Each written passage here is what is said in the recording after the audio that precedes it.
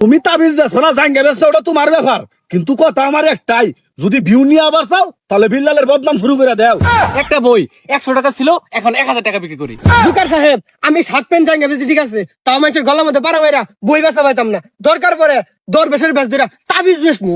এই মানুষ ঠকানির ব্যবসা আমি জুয়েল ভাই মানবতার ফেরওয়ালা করার হইতাম না। আজকের আলোচনা তোমাদেরকে নিয়ে আমার আর কোনো আলোচনা নাই। বাংলাদেশে নাম করা কন্টেন্ট ক্রিয়েটর শুধু একমাত্র তোমরাই আছো। আরে মারজুকার সাহেব, ওটা তো নাম করা না, তো নাম করা। ওই হলো আর কি, আমি তো আর বাংলা বলতে পারি না, তোমাদের জন্যই তো আমার বাংলা বলতে হয় মাঝে মাঝে। এখন বলো তোমাদের সমস্যাটা কি? সমস্যা না মানে মহা সমস্যা। বাংলাদেশের ভিতরে একমাত্র কন্টেন্ট ক্রিয়েটর আমি, লক্ষ লক্ষ টাকা মানুষের দান করি, সে প্রেক্ষিতে আমি পরিপূর্ণ ভিউ পাইতেছি না। এমনি করে কেমন সংসার চলবো? হ্যাঁ, আপনার ফেসবুক কোম্পানি আপনি নিয়ে থাকেন, দরকার পড়লে আমি ভাতের হোটেল দিয়া বিজনেস করবো, তারপরেও ভিউ কম পাইলে এই মানবতার ফেরওয়ালার বিজনেস করা পাইতাম না আমি।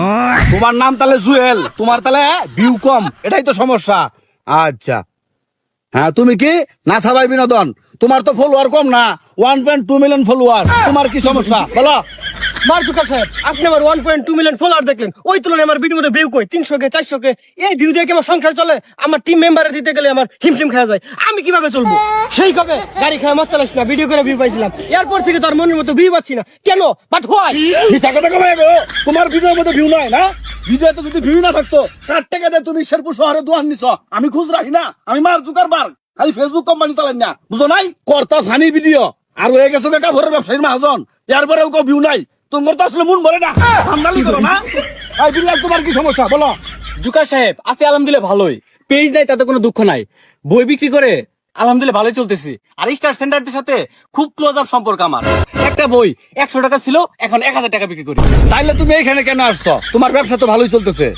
জুকার সাহেব, আমি মূলত আসছি আপনাকে একটা কন্টেন্ট শোনানোর জন্য। শোনাও, তোমার কন্টেন্ট শুনলে তো আমার হৃদয়ের গর্জন ভাইসা উঠে।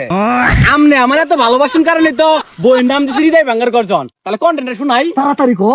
কিছু অপমানের প্রতিশোধ নিতে চায় না জীবনে, সময় দিবে যোগ্য জবাব, এটাই রীতির ভুবনে। অন্যকে ছোট করে তৃপ্তি যারা পায়, সময় বুঝিয়ে দিবে এই থরসব বিল্লালের যোগ্য স্থান কোথায়। বাহ বাহ বাহ বাহ বাহ, কন্টেন্ট তো না যেমন চাল বাজা, শিখ তোরা, শিখ ওর কাছ থেকে শিখ।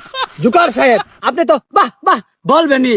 100 টাকা দামের বই 1000 টাকা বিক্রি করে আমরা খাইতে পারবো না, যে দেশে একটা কোরআন শরীফের দাম 350 টাকা আর 3.5 পৃষ্ঠার একটা বইয়ের দাম 1000 টাকা। এই মানুষ ঠকানির ব্যবসা আমি জুয়েল ভাই মানবতার ফেরওয়ালা করার হইতাম না।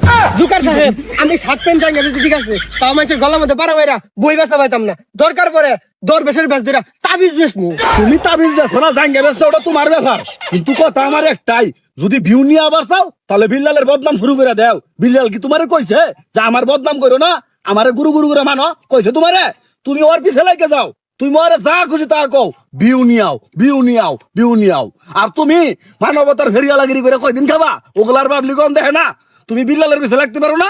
বিল্লাল যদি বই বেচে টাকা কামাই করাবা, তোমার তো চশমা বালাই দেখা যা, হাতের ঘড়িটাও বালা দেখা যা, এগুলো বেছো নাকে? হ্যাঁ, গাছের পাতা, বাড়ির গাছের পাতা বেচে আরো দরকার বললে, তারপরেও ভিউ নিয়ে আসতে হবে। ভিডিওতে ভিউ চাই, আমি মার জুকার, আমার ভিডিওতে ভিউ আয়ুক না আয়ুক, আমি চাই তোমাদের ভিডিওতে ভিউ আসুক, কারণ তোমার ভিডিওর ভিউ দিয়ে তো আমি চলি নাকি? বিল্লাল কোন ডাকো?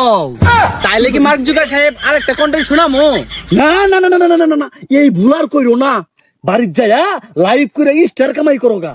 ভিউ বলে কামারবেন না? ভিউ কিভাবে নেই নাকি আমি না সাথে হাইতাছি বিল্লালের বেরিতে নেই।